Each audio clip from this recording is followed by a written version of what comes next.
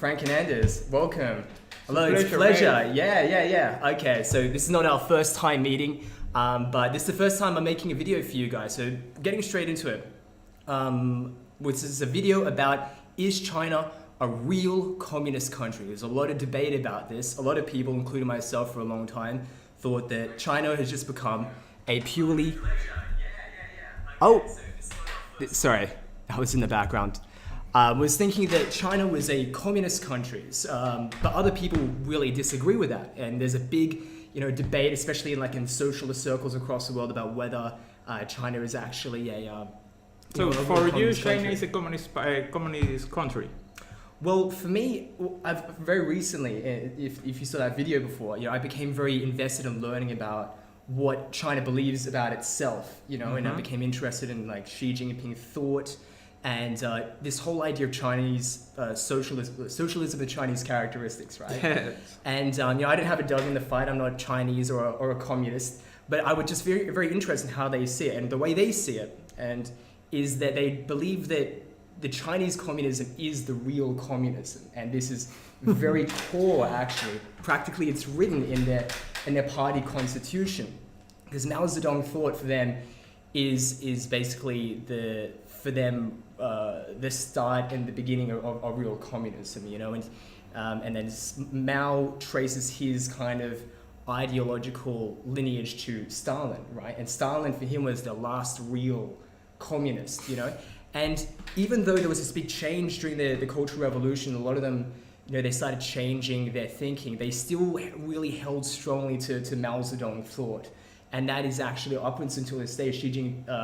Mao Zedong thought is still, kind of key in the constitution and in a lot of the different leaders' ideas. So Xi Jinping thought is built on many layers. The original layer being Mao Zedong thought. So for them, this is, and the other thing is, the other key thing about this is that they see themselves as kind of the last man standing. You know that expression. It's like it's like a Mexican standoff. So you got the Soviet Union. They had their split, and they After Khrushchev. Exactly right. And when Khrushchev denounced Stalin, it was Mao said, okay, now we're the real communism. And then when the Soviet Union collapsed, it kind of was further proof. So it's like we're the last communist country, last serious communist country, and now we're number 2 in the world. And it's like, and so they really believe that to their core. There isn't any almost any. That is typical. Go for it. What do you think? First, it's impossible to exist a communist state, because where is communism? The bourgeois propaganda repeat again and again. The Soviet Union was communist, China was communist. Really doesn't exist yet a communist society, because where is communism? Communism is a future society without social class, without market, without money, and without a state, because the state is a social class repress other social class. I see. Then the bourgeoisie and the capitalism have the power, the political power. Okay. Then the bourgeoisie try have a political and economic power. Then establish a democracy, a liberal democracy. I see. There is a political system. Then to continue the power, repress the worker class. Okay. When triumph a revolution, a socialist revolution, workers' revolution, the worker class take the political power and repress the bourgeoisie. I see. Okay. But what happened when triumph a revolution and is distortionated, like happened in Soviet Union? It's impossible that it's impossible to say the Soviet Union, the worker class have the power. Okay. Because during Stalin, because Stalin put a dictatorship, and not the workers' dictatorship, was him dictatorship, and continue later the dictatorship of the Communist Party. Okay. Then the socialism necessity is fundamental the socialist democracy. I see. Because if the worker class don't have the political power, and I mean with that, in other words, the worker class, the popular people majority Yeah. can say to the government, I don't agree with that, and the government must do that. Okay. The ideas of the worker class, not in name of the worker class, it's the worker class like ruler. I see. Then this is the socialism basically, Yeah. and in a system without any exploitation between the workers and between the people and the workers with a real power. Okay. But that don't exist yet. That Okay. doesn't exist yet, because if you do, if you see all the political history of the 20th century, you cannot find a country where the Communist Party at the power do like the worker class. I understand. Is right. Actually, now that you mention it, is actually first really interesting, because there is a lot of like semantical like differences between like socialism and communism, but in the West in particular, we kind of use them very interchangeably, and even I am always getting confused, right?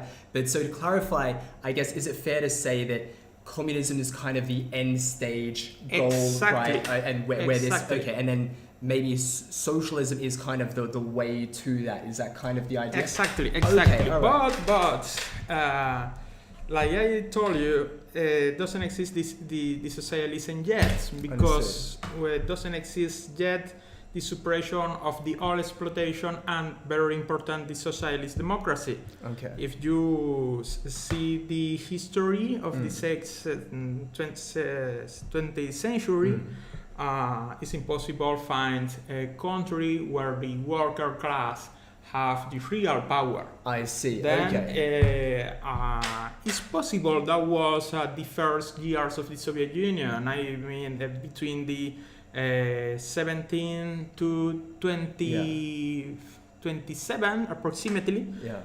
But later it's impossible to see that. And what happened in this period?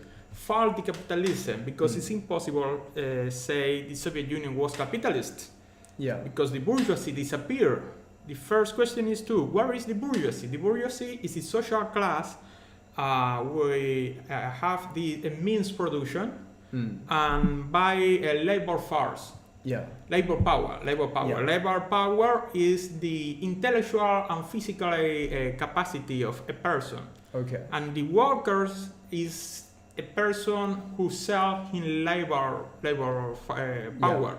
Okay. The difference, or socialized, the difference principally too between the bourgeoisie and the worker is the worker can live have economic salary, only sell in labor power. The bourgeoisie no, the bourgeoisie buy this labor power and put in motion its means production. Okay. Then disappeared the bourgeoisie in the Soviet Union and disappeared in Cuba too in 1968. Fidel Castro said this nationalization of all means production, even a little bar. And then if it's capitalist, it's nor is capitalist, but nor is yet a socialist. Okay. What happened between this period? All right. Following Trotskyism, this period is a workers' state. Okay. But this is complicated to stand, because if you said the Soviet Union under Stalin was a workers' state, is many people today told you, well, but it's a workers' state, and these workers don't have the power. Means production, right? Exactly, and the worker class can say to Stalin, we are not agree with you. It's impossible. Impossible. I see. Then in this period, approximately is the workers' state, but I prefer the non-capitalist society, non-capitalist system. Is it right if I ask now, actually, because I noticed you smirking before when I was saying how China sees itself as a real communism. You know, maybe in some sense, maybe I made a confusion. Maybe I should have said socialism, because there is actually kind of like kind of like in Chinese socialism, 社会主义, communism is 共产党, and even I feel like in Chinese it gets mixed up sometimes, you know. But what can I start with? They still believe, they don't believe that they're at the stage of communism just yet. This is actually very interesting. I wanted to bring this up before. So they still believe that they're in this very primal early stage of what is it? That road to communism. It's like, so they're in a period of socialism, and they have this long-term goal of getting to communism. They have a very long grand plan that you know, some say, you know, will be like tens of generations, you know, hundreds of years, you know, going to just slowly marching towards this goal of this utopia. But they're not at this stage now, but it's very fundamental to their belief, as their vision for society is actually going towards that communist utopia. But I just wanted to emphasize that, because maybe I may have brought some confusion by mixing up communism and socialism. But they still see themselves in a socialist stage, you know. But they don't see themselves as necessarily capitalist either. Or, yes. But yeah. So what do you think about that? I saw the Communist Party of China repeat again and again. This is a transition to go to the socialism. But is not possible because China give the Communist Party of China give many power to the bourgeoisie. Then in any moment you can see at the China's constitution or the political program of the Communist Party a speech against the bourgeoisie, against the capitalism. If you're looking for the political program of the Communist Party, China, you can read the left deviation is worse than the right deviation. The leftist opposition is worse than the right opposition. I didn't know that. Yes. Okay. There is there is not a little detail. Why? Because the Communist Party of China know very well the leftist opposition claimed by the socialism, and the right opposition claimed by the capitalism. I see. And the Communist Party in China's Communist Party, know perfectly is building the capitalism. Then what happened? What do you want? More capitalism. Okay, man, I have capitalism. What do you want? Really? I see. Okay, I see what you're saying here. One thing is I've learned as I'm reading this Xi Jinping thought and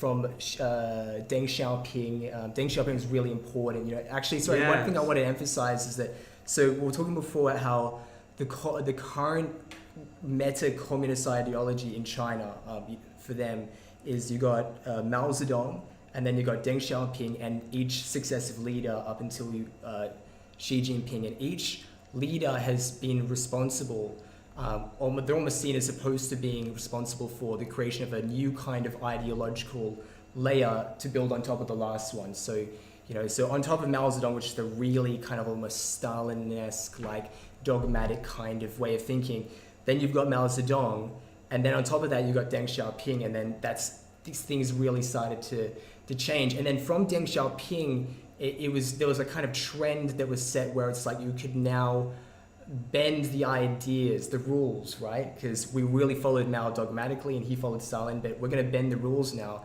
And there came this idea of almost being okay with changing, say, aspects of, I don't know, Marxism, Leninism, and in order to fit their own kind of ideas. And that's why they say, okay, we're going to change it to fit our particular circumstances as socialism, the Chinese characteristics. You know about this, right? Yes. Yes. And then they've been building that up until the point we've got Xi Jinping, and key in a lot of their own particular ideologies, like Xi Jinping thought and stuff like that, is they kind of, it sounds kind of trivial when I mention it, but they write into how important the Communist Party is as part of the central focus of the moving forward of going to the communist goal in general, and its importance in China in general. So there's nothing in Marxism, I assume, you can correct me if I'm wrong, that says, you know, the goal is to have, one central party to become all powerful and basically become like the bourgeoisie, But that's essentially what the Chinese Communist Party has become, and they're writing it into their own doctrine that we as a party, this own entity, is central to the very doctrine of Marxist-Leninism. And so each leader, in some sense, doubles down on this idea that, we as the party are central just to the doctrine itself. Yes, And, it's amazing. yeah. It's amazing. And Marx have the big importance of Marx now was wrote the Communist Manifesto. Is wrote the Capital, Das Kapital. Yeah. And because at the Capital, Marx is explaining what is the capitalism, the skeleton and the roots and the anatomy of the capitalism. Okay. And Lenin have the big importance to explain what is the imperialism, the new imperialism, because a social democrat, Karl Kautsky, he said the imperialism is the territorial expansion. But Lenin said the imperialism is the exportation of capital. The exportation of capital. Then recently, in May 2022, the Argentinian vice president, Cristina Fernández, said at the Universidad del Chaco, Chaco's University, China is capitalist. And Cristina is ally of China. I see. Admire very much China. What mean with that? Yeah. For her, China is the most successfully capitalism. Yeah. And she said too, very interesting and foolish question. In China exists a capitalism without ideology. Yeah. This is interesting and foolish at the same time because it's impossible a political system without ideology. Yeah. But she told this because she said a true. The Communist Party of China is the chief of the capitalist system. And the people who said that nor is Marxist, nor is Maoist, nor is Trotskyist, nor is do that an attack to China, was an admiration, admiration to Xi Jinping. Yeah. Then can I just say so? I thought it's something quite funny. There's many countries in the world and people, but particularly countries and leaders, especially from Western countries, that they're very fond of kind of thinking that, or maybe before, that China is a capitalist country in order to kind of like justify their relationship with them, because still there's a lot of stigma around dealing with, say, communist nations and regimes, and most countries won't say, oh, we're doing business with North Korea or the Soviet Union. But now it's okay to say, oh, we're doing business with China, because they're like capitalists now. They're just like us. They're like cheeseburgers. I guess. Yeah. But sorry, one more thing. I was saying it's funny because we've got all the leaders and they're saying, oh, they're like, well, no, maybe not leaders, but for a long time, especially businesses say, oh, they're like capitalists like us. Then here you are, a communist, saying, no, actually, they are capitalists. But then you got the Chinese Communist Party saying, actually, we're communists. It's like, yes, but that there is the principal problem of one of the more important problem of the Marxist intellectual today. Okay. Because Leo Trotsky, the second leader of importance in the Soviet Union, persecuted by Stalin, he wrote a very important book, The Revolution Betrayed. Okay. In this book, Trotsky speak about the formation of the Soviet bureaucracy. That means the formation of the leadership of the Communist Party of the Soviet Union. In this book, Trotsky said the Soviet Union will fall, will disappear. So to see. Okay, just triple checking. Okay. Okay. Yeah. And Che Guevara said that too. The revolutionary Argentinian revolutionary who fight in Cuban Revolution said too. Yeah. The Soviet Union could be disappeared, and the principal theoretical about this was Trotsky. But in any moment, Che Guevara or Trotsky or Fidel Castro can set a communist party will do the restoration of the capitalism and continue at the power, because the Communist Party of the Soviet Union restored the capitalism but lost the political power. Yeah. But in the China's case, the Communist Party restored the capitalism and continue at the political power. I see.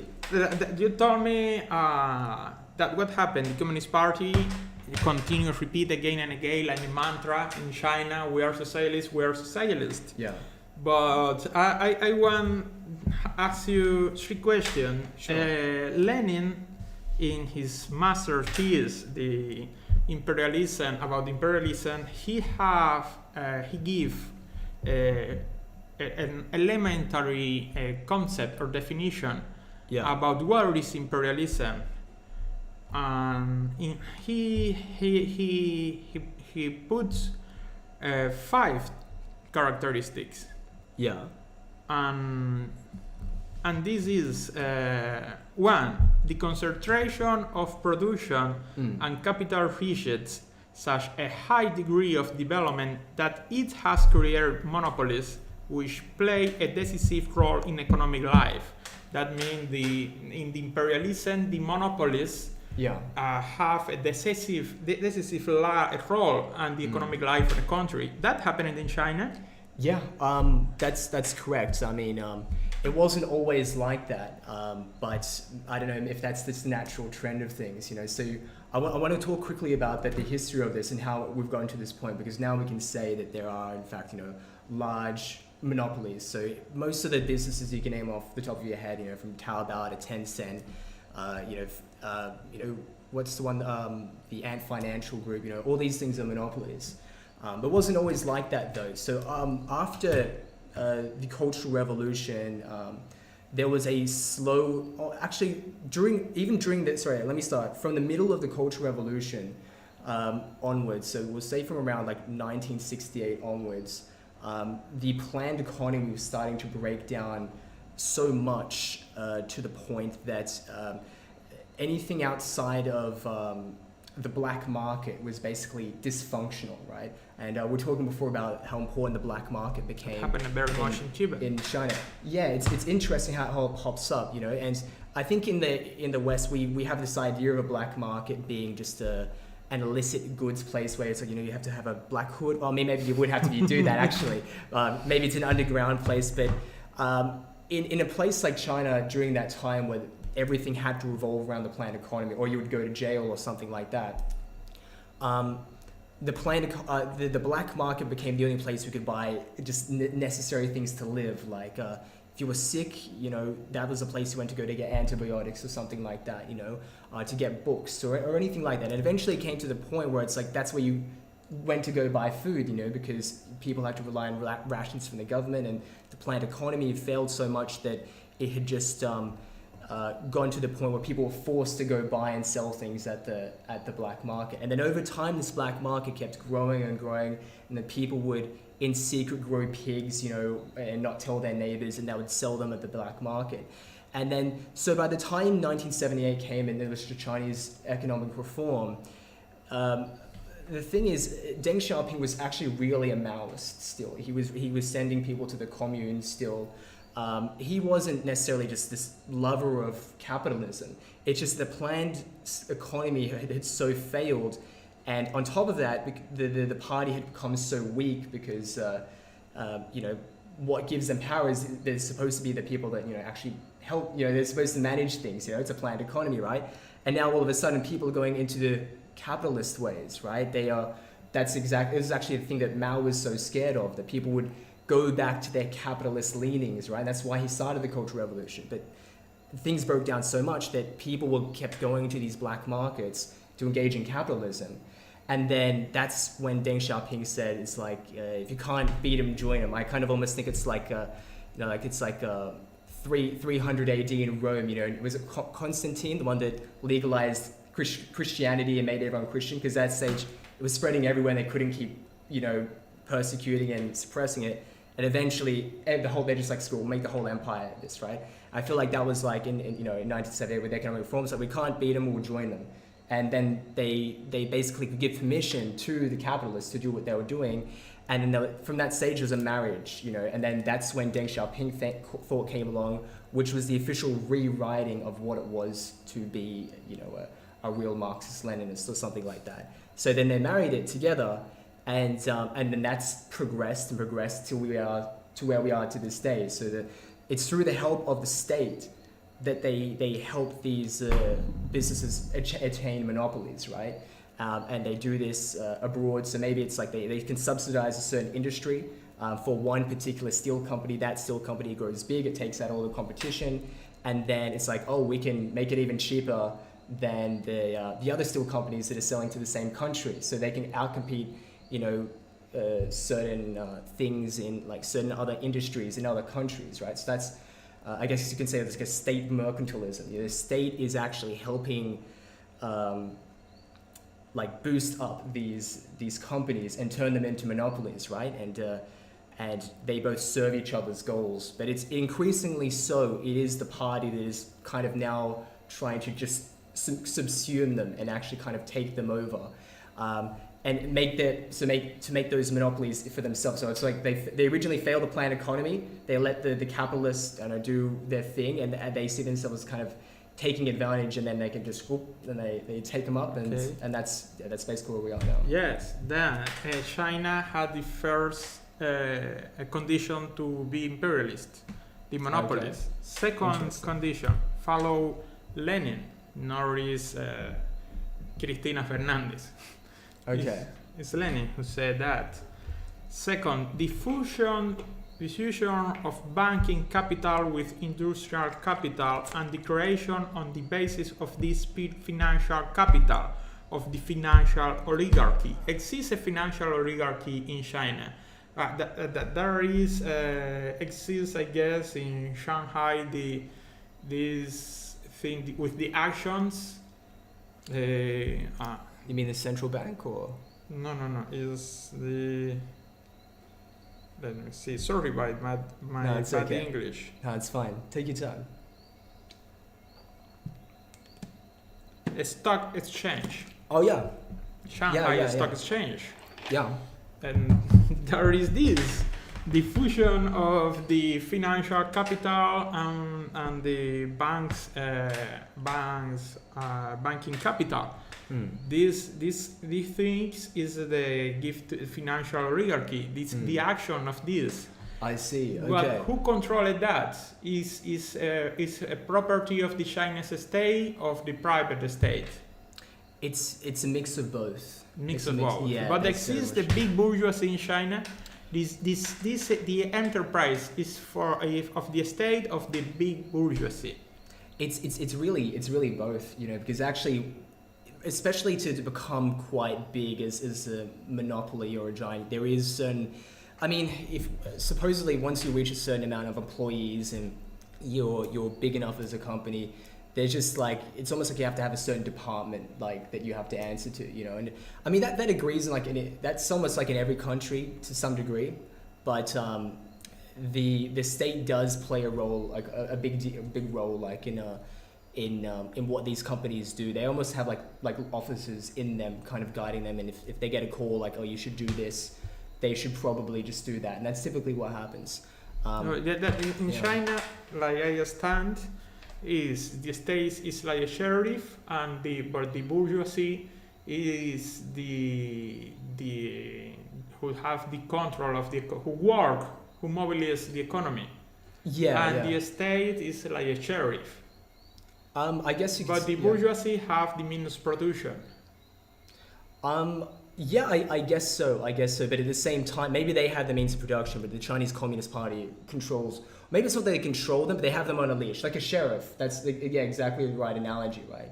So they do feel that they are in control. And I think it's fair to say that, I mean, one of the reasons why a lot of countries are concerned about, say, having like Chinese infrastructure built in their countries is because they believe that those just companies can be used almost as a weapon of war if the Chinese Communist Party wants it so, because that's how deeply tied in they are with these companies. Yeah. Then, and the third and very important topic to be potence imperialists is the sport of capital, unlike the sport of merchandise, acquire a particularly importance. Where is the sport of the capitalist banks in other countries? Correct, yes.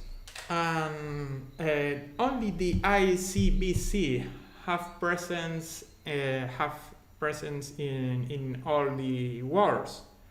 The ICBC bank, China's bank. Yeah.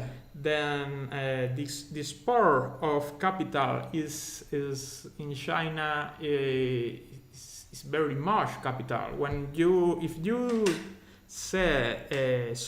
saw the banker, the banker is the one magazine of the Financial Times, appear and ranking of bank at of the world. Yeah. And in 2022, the first was the ICBC. Yeah. The second was China Bank 2, and the third was a China Bank 2. Yeah. Then what means that the China's capital is around the world. Then that is a very particularity, because any socialist system, any socialist country have bank around the world. Soviet Union don't have banks in other country, but in this case, China have, like I told you, following the ICBC website, China have more branches of this ICBC in Argentina than in China. Yeah. Then what means that is the spur of the capital. Okay. All right. If maybe I can give you a good answer to that question by actually asking another question. Actually, the question I want to ask is, it's so basically my idea is just what the Chinese Communist Party is thinking is that based on their ideas, they've married in certain ideas of capitalism in order to get them to this communist end stage goal.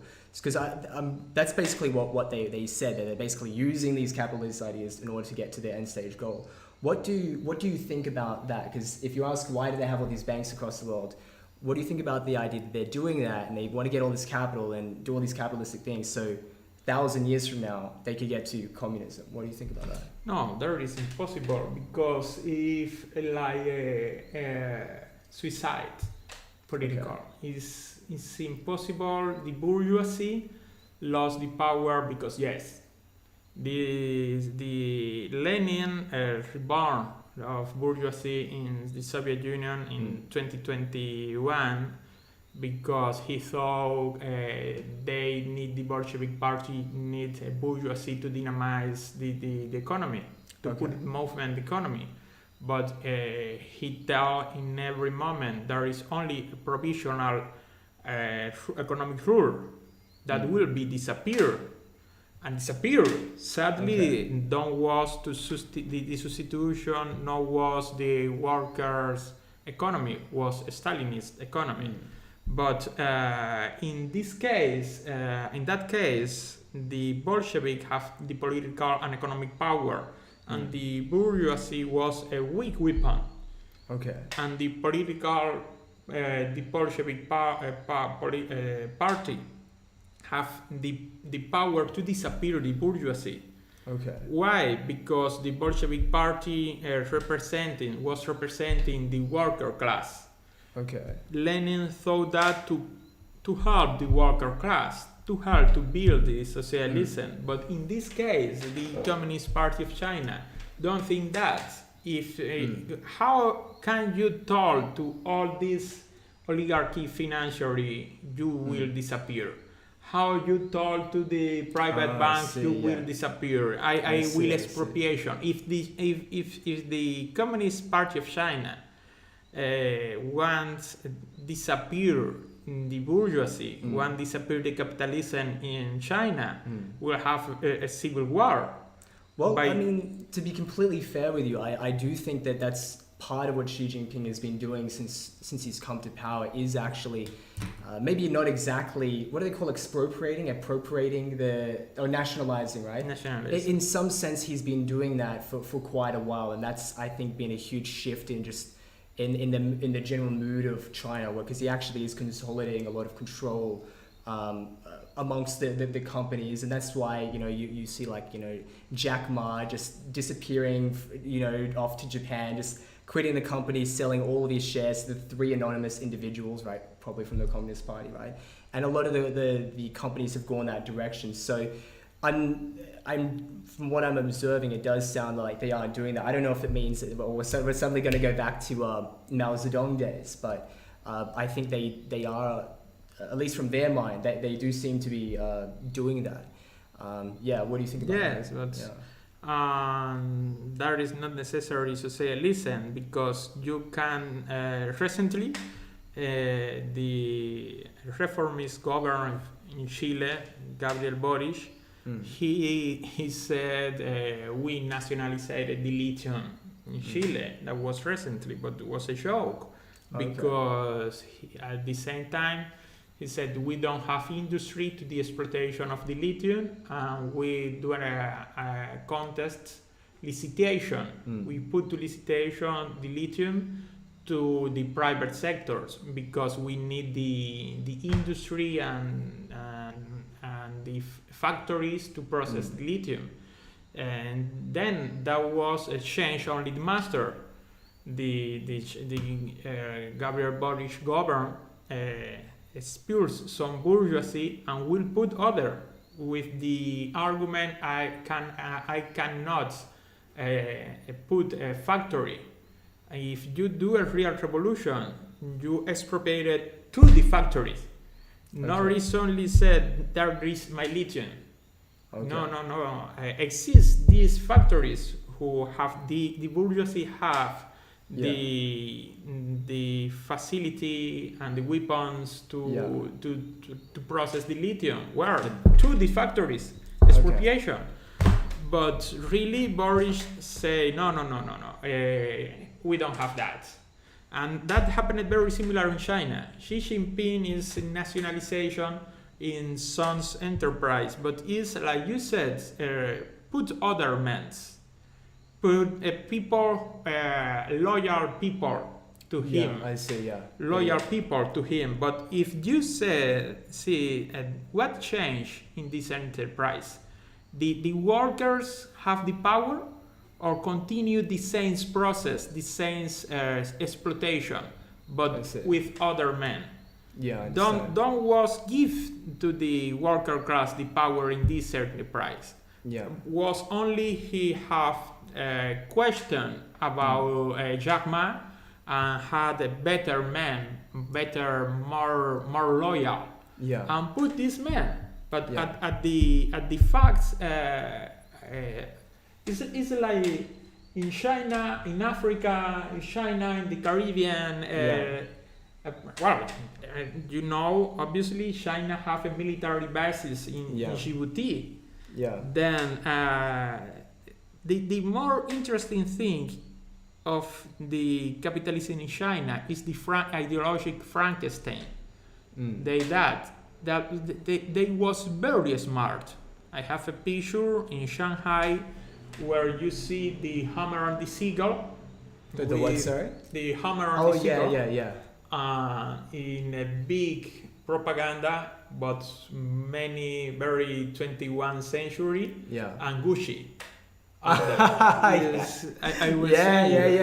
It's crazy. What happened here? The Big Brother and the Satan. Well, if I can also explain that, because there's a cultural aspect to it. I mean, most people don't really follow the ideology, right? But since since 1949 onwards, the idea of being Chinese has almost come to marry, the idea of communism, because especially after the Cultural Revolution, where a lot of the history is wiped out, and a lot of the people like in their 60s, 70s, yes, they were inculcated with the idea, this like hammer and sickle is China, but they may not believe it at all. So I was mentioning it to you.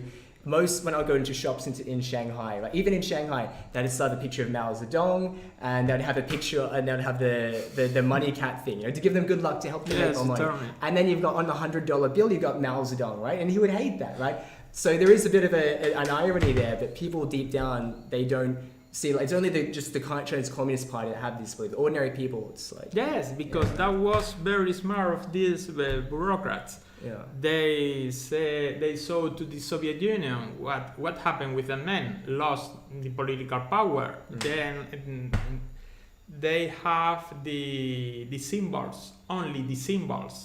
I see. And then like an old religion, it's just like you got the cross, you got the star. Exactly. It's only the symbol. Yeah. They continue to speak about the socialism, but in the facts, not really socialism. In the facts, like you can see, is imperialism. No, but it's better for them. Said is socialism, because if it's not socialism explicitly, why the Communist Party continued the power?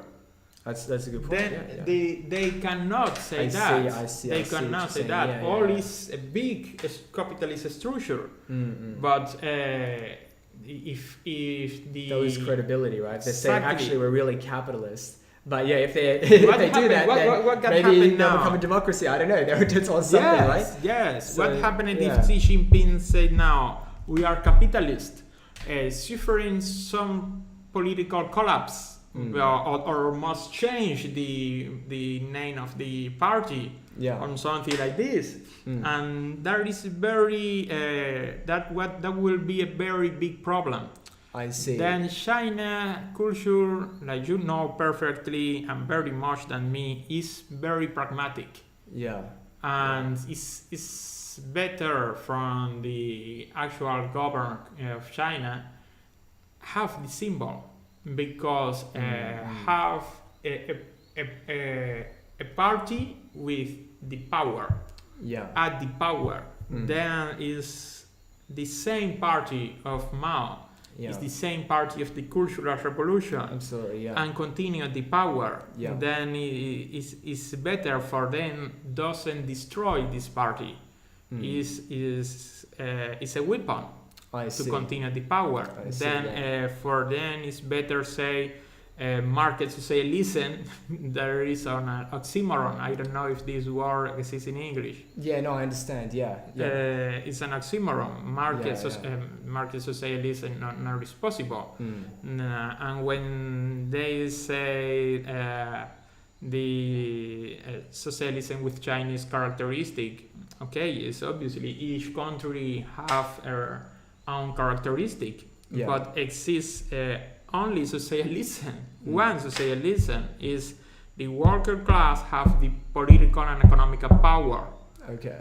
And the worker class in China don't have the political and don't have the economic power. But why the capitalist press and governments continue say Chinese is communist? Because the capitalism need an enemy.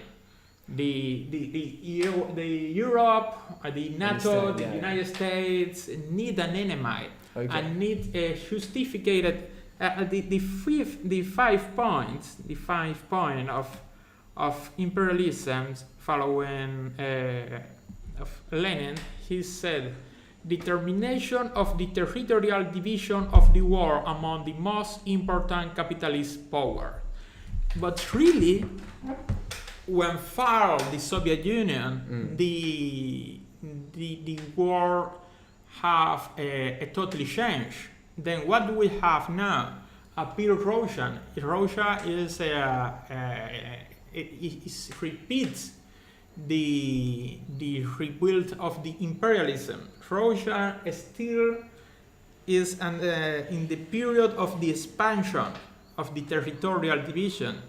But actually China have the control of his territory, and more then United States too, and the economic control, and Europe of NATO too, European Union. Okay. But appears Russia now, Russia one more, and can and shock between the classic imperialism. Okay. Then that is China. The imperialism is United States and NATO need a political enemy because China is good for them, but not totally, because they want controller, have the control with the China's government. I understand. Then what is the better? What is better to explain this? No, Biden don't say we want have the political control on the China's government because there is bad. There is bad. What do want United States? A neo-colonial China? No, they want a freedom country. Yeah. But because they cannot say that. Then it's better use the anti-communist propaganda.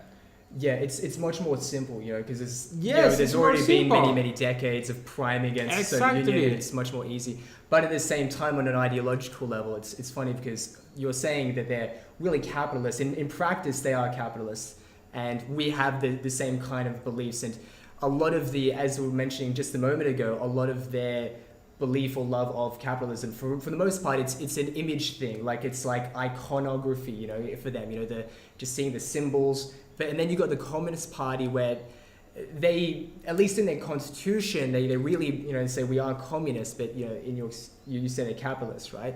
And in the West, it's weird because we have this thing where we believe, okay, we love them, or we love trading with them and shipping all our jobs there and having this kind of relationship and doing all this stuff together, because they're capitalists just like us. But at the same time, maybe we might have a war, or we wouldn't trust them because they're communists, So they're playing that both sides. I feel like are being played there, I mean, it's switched up over the past 2 decades. Now we just see them as communists are bad. We have to get them in. Exists a theologist at the beginning of the church, Christian church.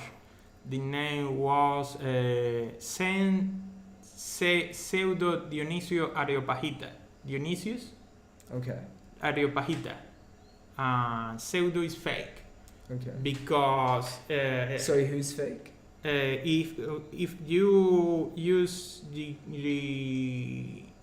term pseudo, is a fake. Theodore. Pseudo. Let me.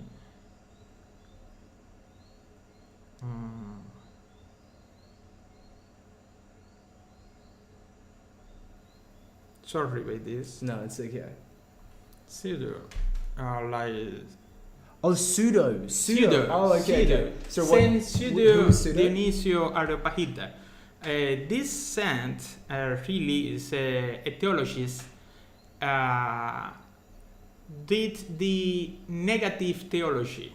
In the negative theology, this man said the human being cannot stand where is God, but the human being can stand where is not is God. Okay. Then he began to demonstrate there is not God, there is not God, there is not God, I see. Okay. and there is this is God.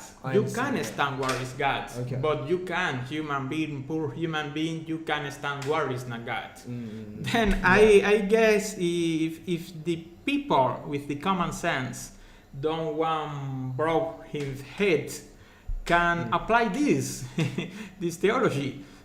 Only thinking, where is the communism? Communism is a society without a state, without market, without social class.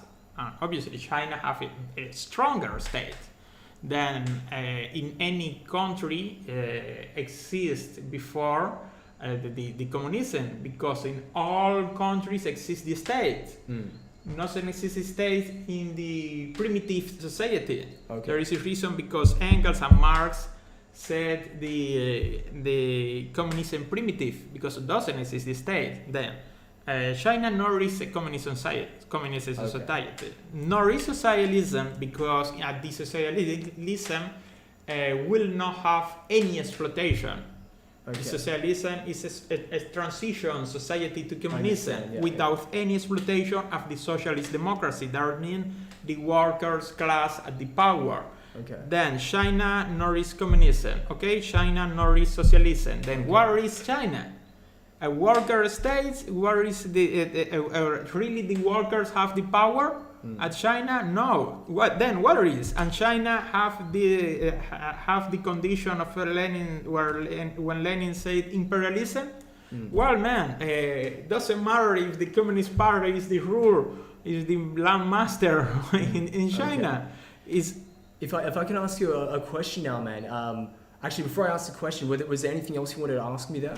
No, because the others is about the formation of international monopolistic association of capitalists which deviates of the war.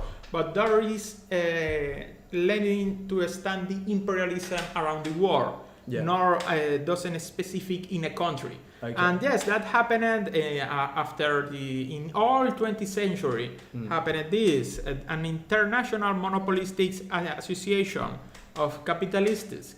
And that happened with China too, have a very good relationship and organic, but because we have a good relationship, we are friends, but we now have an economy, society. Okay. We don't have a business, and we are only friends. And yes, good relationship have Bosnia and Herzegovina and the Cuban government. Okay. I'm sure the Bosnia and Herzegovina president is in Cuba, but the China, the Shanghai stock, what is the stock market? Yeah, stock market. Then is the better relationship, organic relationship between others, oligarchies, financial and sport. I understand. And no. Do you mind if I ask my question, man? Do you mind if we shift subjects just for a little bit, man? Because I was interested in asking you about the relationship that China has with Cuba, because it's very interesting. You were telling me a lot about it, and I'd like to ask more about it, because you were saying before about how the current Raul Castro administration, they very much like Xi Jinping thought, and they want people to learn. Now, that is that correct? Yes. What happened with Cuba? Maybe you can also tell us a bit about Che Guevara and how he was a Maoist, and if how it plays into it. Yeah. What happened with the socialism? Stalin said a very interesting and famous thing. It's possible build socialism in only one country. In the Soviet Union, what happened? The Soviet Union wasn't only one country. Was 15 countries. I see. Yeah. But the Soviet Russia needs a capitalist, other capitalist countries, because really the capitalism only exists in Russia, or in some part of Ukraine when triumphed the Bolshevik Revolution. Then if you have a socialism in only one country, when disappeared the Soviet Union in 91, only Cuba continue to build the socialism. China said we will apply the economic reform, Vietnam too, North Korea is a crazy thing, but it is very small. And what happened with Cuba? Cuba tried to resist. But in some moment was not more possible to resist with their pure ideology. Then because the worker class don't have the power and the Cuba, the Cuban bureaucracy, I mean the leadership of the party of the government, began a political distortion. Only at the last was all people was agree with Fidel. But when Fidel disappeared, the liberal branch and Raúl Castro principally try apply the Chinese economy. Okay. The Chinese model. Like the Deng Xiaoping model? Exactly. Okay, exactly. Yeah. But Raúl Castro, the brother of Fidel Castro, at the same moment, at the same time, is so conservative because Raúl Castro is a real Marxist. Okay. Then he can stand very well the Chinese capitalist. Okay. Then he take a bit, but not all. But the others leaders of the Cuban government, the actual president, Miguel Díaz-Canel, and a very important branch, support the advance of the bourgeoisie. At the 17th, the newspaper of the Communist Party published how many sugar tons per month, per year. Yeah. Now, which is, I need to emphasize, a strange thing in up until now, right? Yeah. It's not like it's been like that, forever. It was like, that's a strange thing, right? Yes. But now, what published the mass media officials? Yeah. How many new private enterprise? I see. The Communist Party of Cuba is proud. Okay. Is proud about Okay. So to clarify, so on the one hand, you have a push towards, we'll say, just capitalism, like on the one political angle, and the other political angle is going towards the more Chinese model. Is that what you're saying it's going on Cuba, or is it you're saying that's the same? Cuba. So I got confused with the conservative left-right thing. Yes, but the left-right is very, very weak. It's very, very weak. It's like the Fidelists. It's the people who want to continue build the socialism. Okay. Exists other intellectual, left critic in Cuba. Is some newspaper non-officialist website, some intellectual Marxists or social democrats, many critics against the Cuban government, because we support the world revolution and the socialist democracy. And then we stand, it's impossible the capitalism will be a development step for the Cuban worker class, because our economy is a disaster, and our third world. Then the little difference between Cuba and China is United States helped very much China when China opened its borders, and that similar happened with Vietnam. But in Cuba, the Cuban bureaucracy want open in market to the our enterprise of globalization, but the United States don't want. United States want punish the Cuban government. I see. Then the Cuban bureaucracy want stay at the at the capitalized global system. Want that. But United States don't want, because why do the United States don't want? The bourgeoisie, the imperialist is very pragmatic too. When the United States saw this China,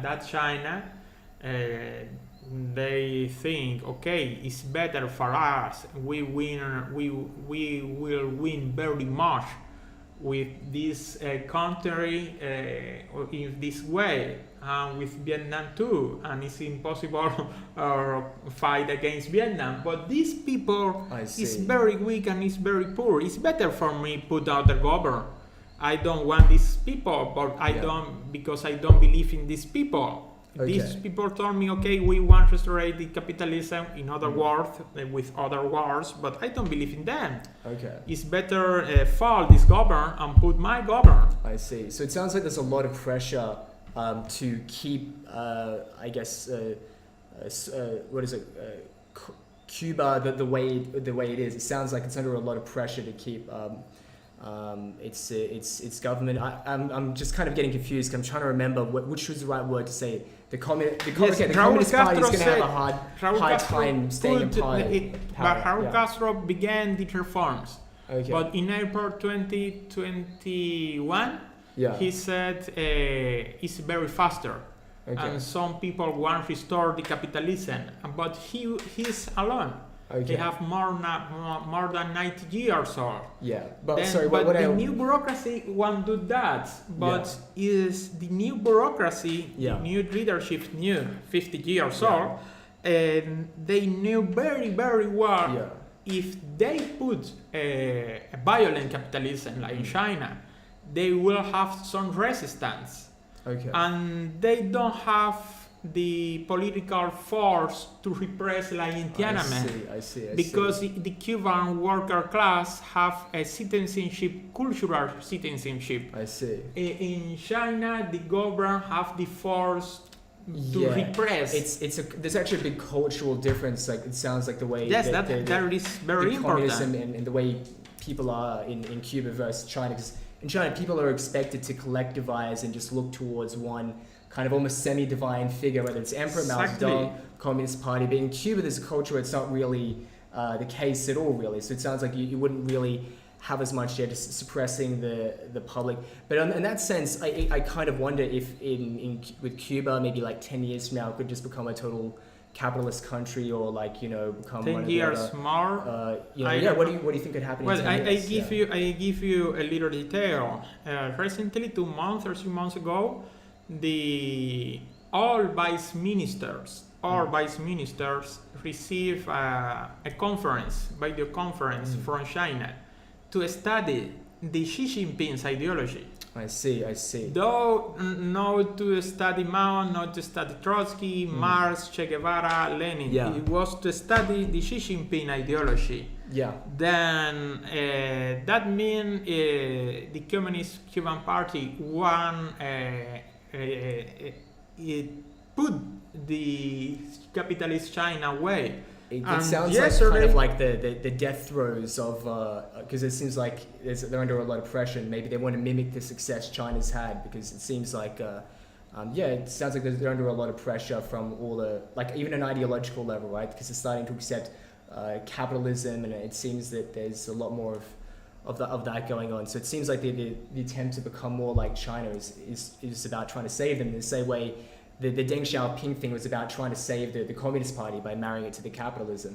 And I think maybe that's a similar thing in Cuba, where they're like, well, it worked for Deng Xiaoping in his time, maybe it worked for us in 2023 or something. What do you think? 2023. Yeah. Well, our economic crisis in Cuba is very big. We don't have petrol. Okay. Because Russia cannot give us sell petrol. I see. Venezuela cannot sell petrol, and China don't want to sell petrol. Then imagine the Cuba government in Santa Clara, the third city of importance, decide don't sell petrol to the cars and the private drivers. Okay. Don't sell petrol. If you have a car, you can go to buy petrol. No, because don't have petrol. And close the university too. Continue the class by the internet online, and non-presential class. And what they do, because needs the petrol to thermoelectric, to the electricity, because the last year and in 2021 too happened a big demonstration against the Cuban government. Basically by elemental things like food, like electricity too. The cost of electricity was very heavy in the last summer. Then the Cuban government is in an economic crisis. What can do with the petrol, or to transport, or to the electricity? I see. They don't want the demonstration again. Was very worried the last year. Then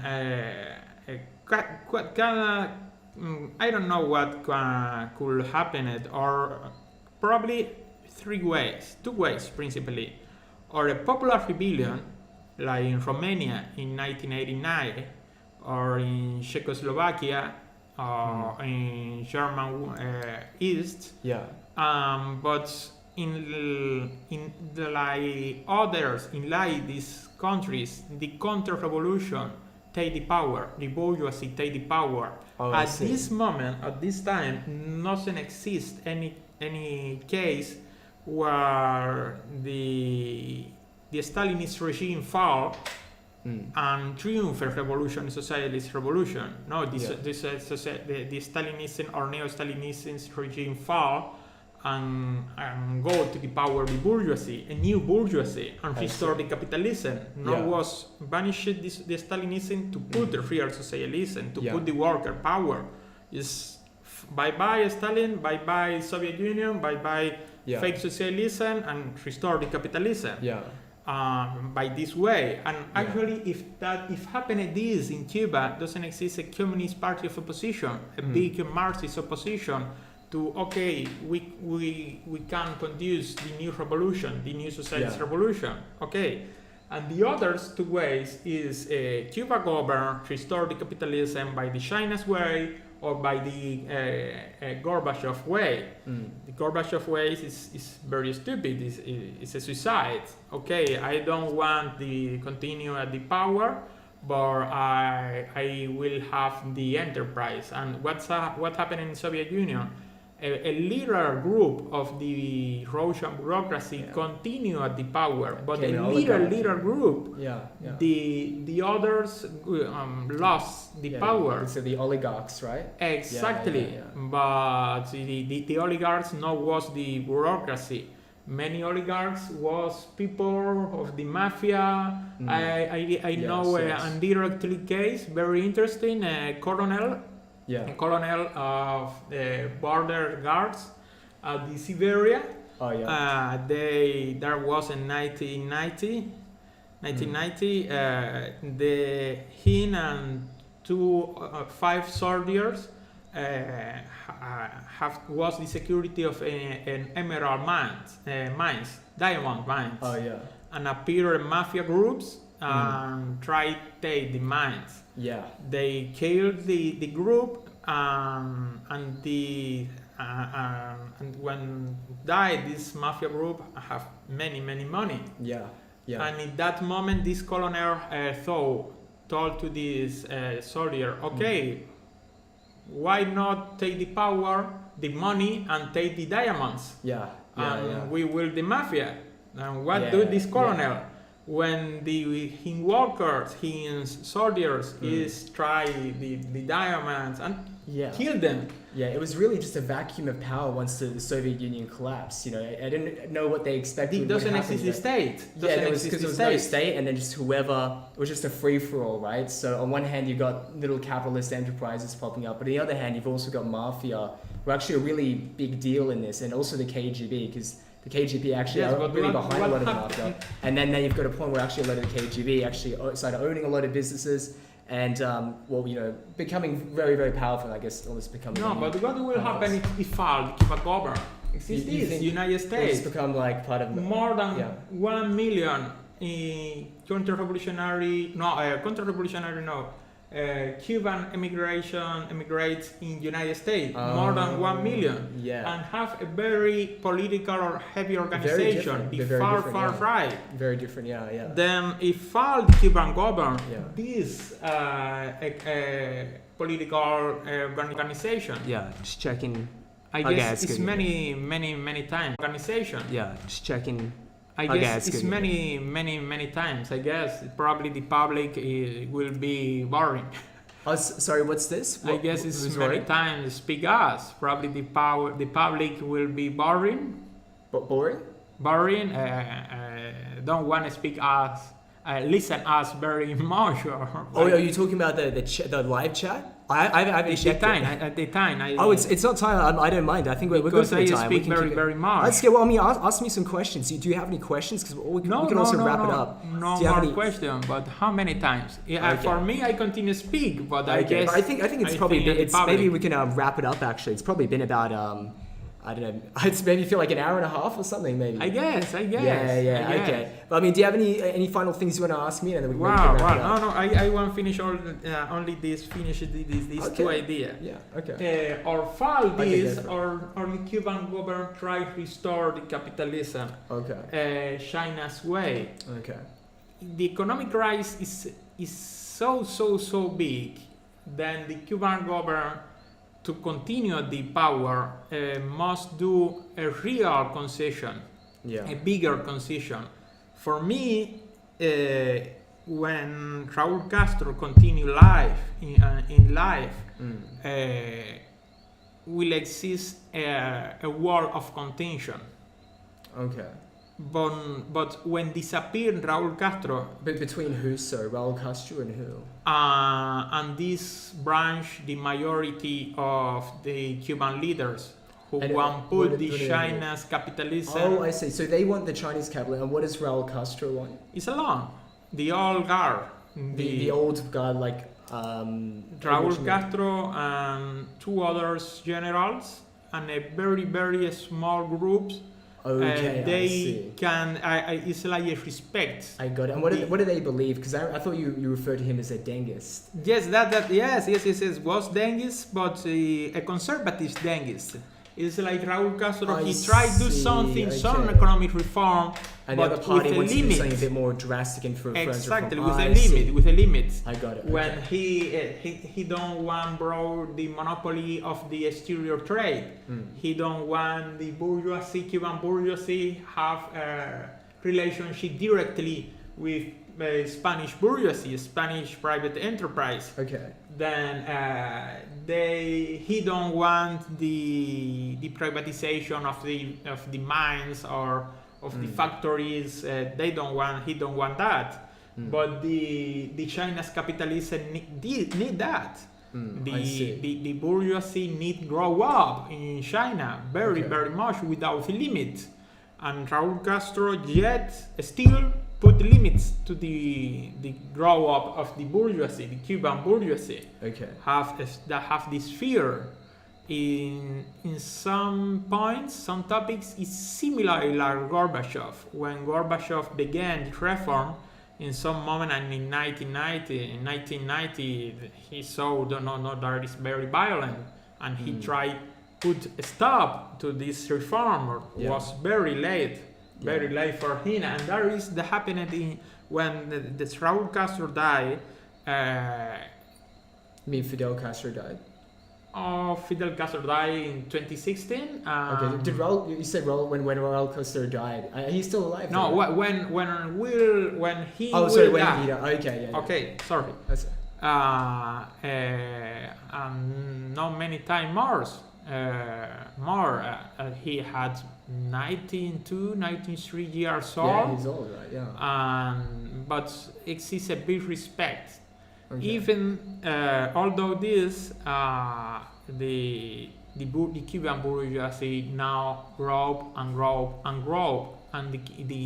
like I told you, if you visit the Cuba Debate website, you can see month per month this website of the Communist Party published how many new private enterprise born appear.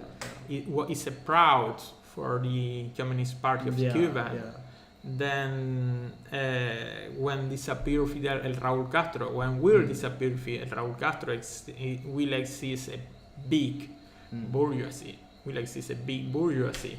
Then I guess will happen one of these three way, or the restoration, the capitalism by the Soviet Union way, or the restoration of the capitalism by the China's way and Vietnam, or a popular rebellion. I see. So those are the three China, ways. exactly. Yeah. China never have this fear of a popular rebellion, the Communist Party then or something. Oh, the popular rebellion probably fall our government, our party. Yeah. The more heavy was Tiananmen and was repressed heavy, and the strikes, many strikes, worker strikes in China, but don't have the organization to fight the Communist Party, and happened similar in Vietnam. Don't have the fear. But in Cuba, you can see that this fear of the Cuban bureaucracy, yes, exists. Then they try all with more complicated. They have a very more complicated scenario, and very important. We cannot forget the China have to ally with was allied United States to restore the capitalism. and happened too in Vietnam to restore the capitalism. The Reebok denied the big enterprise don't have any limitation to put to lands in China. Land in China with any problem. But if the United States enterprise lands or do a trade with the Cuban government, will be punished by the United States. You might not doing this. I think it's gonna. Sorry. Yeah. Okay. That's all right. But with the Soviet Union, by the United States government. This name is diplomatic name is the embargo of the United States against Cuba. We the communists the blockade of the United States against Cuba, and that happened. The Cuban government is persecuted by the United States. So if you think that embargo ended, do you think suddenly many people would support if the United States will become like to Cuba? Yes. Interesting. So all it would take is for the embargo to end, and then people would become like. That was Obama. Obama was very smart, but was a different situation in Cuba, because the Cuban government at the Obama would reestablish the relationship with Cuba in 2015. That was amazing, man. When Obama visited Cuba, was Cuba the first country to receive a North American president with happy? Yeah, you were telling me the Rolling Stones or something went to Yes. When Obama left Cuba, visit us in Rolling Stone. There, Cuban people was confused, and the tourism, the United States tourists arrived very much. The tourism, the Cuban economy grow up radically. But where is the difference between Biden? Biden is saying, well, the Cuban government now is very weak. His economy is very weak. Now was like Raúl Castro economy in the 2015. This United States Obama thought, okay, these crazy communists, we can do relationship with them, and we can control the economy. Because it's descomunal. The Cuban economy in comparison with the United States economy. You were telling me how it's different with, say, China, because China's like a country of many countries. In this state, they've got coal, and then in this state, you've got people who are educated and know how to do this thing, and you've got lots of different countries, and they can all specialize in their own thing. And the same with the Soviet Union's like that. That's what you were telling me before. And the Cuba it's small islands, and just smaller with only one culture. You're saying it's kind of harder for them to do the things that, say, China's doing in this place. So maybe you need to create socialism with Cuban characteristics. Yes. No, but the Communist Party say that. Oh, okay. If you actually said socialism with Cuban characteristics. Yes. Let me show you. I was just making a joke, but I guess that's actually what's gonna happen. Let me show you. I have a communist friends, American Yankee friend, and I send you. Look, I will put the Google translated. Okay, all right. Because we can show to the public this. Okay, all right. Because show this to me, and we'll wrap it up after this. Yeah. Okay, let me. Translation. Oh, what I can dot. Socialism. No. Wait, sorry. Oh, change the title. Wow. What's that? If you to Cuba and China together is the aspiration to build the socialism with him characteristic. With what characteristics? Socialism with them characteristics. Deng? Like them? No, them. Dem? What do you mean by dem? Let's change the title. It's incredible. Change the title. Interesting. Change the title. Radical. Look. Okay. But it's in Spanish. It's in Spanish. I can't read Spanish. No. But this is easy. A Cuba y China las une la aspiración de construir el socialismo. I don't know. Only read. No. But if you see that the word change. the world change. Oh, I didn't see socialismo. Yes, but center of aspiration common is the Cuba. Let me. Yeah, I can't read it. let me put this. Okay, It's amazing. Change the title. What the fuck? Probably was very radical for the Fidelist branch. Oh, and there's already some kind of political pushback against it. Okay, Yes.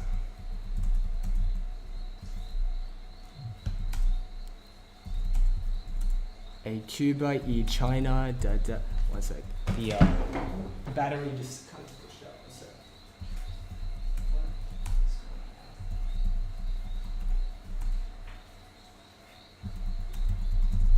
Why is the battery running low?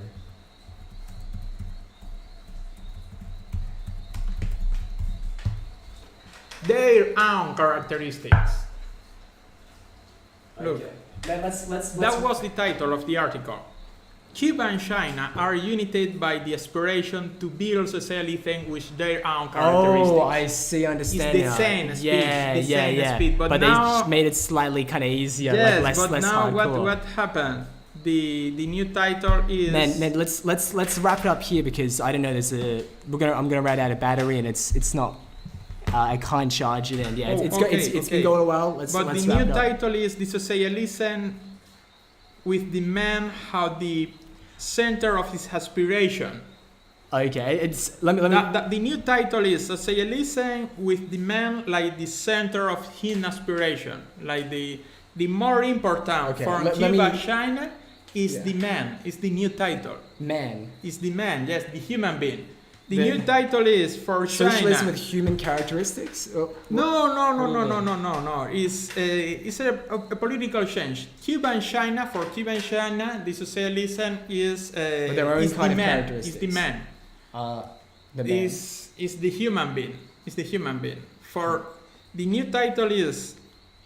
Let me put. How is this? Because if I type the we should probably finish it up, man.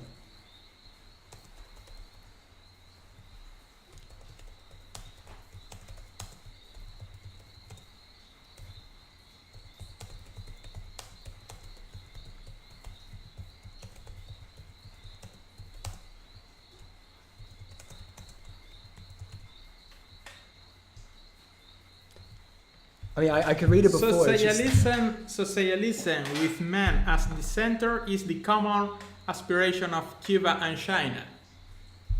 Okay.